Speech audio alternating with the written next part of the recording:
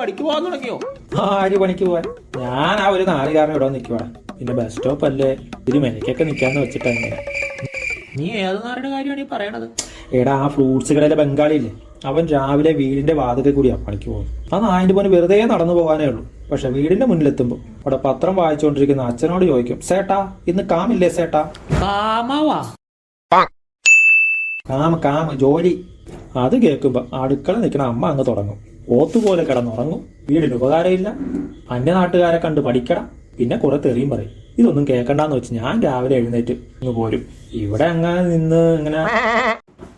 അതൊക്കെ പോട്ടെ, എന്നാ ഇനി പരിപാടി? പിന്നെ പരിപാടി 10 മണിയാകുമ്പോൾ വീട്ടിൽ പോകണം. അപ്പൊ അച്ഛൻ പണിക്ക് പോയിട്ടുണ്ടാവും, അമ്മ പശുവിനെ കെട്ടാൻ പോകും. പിന്നെ അടുക്കളയിൽ എന്തെങ്കിലും വെച്ചുണ്ടാക്കിയത് എടുത്ത് കഴിക്കണം. അത് തന്നെ പരിപാടി. ഒരു ഫംഗ്ഷൻ ഉണ്ട് കമ്മ്യൂണിറ്റി ഹാളിൽ, വരുന്നുണ്ടോ? എന്ത് ഫംഗ്ഷൻ? ഫൈസൽ വെഡ്സ് നാദിറ. ബിരിയാണിയാണോ?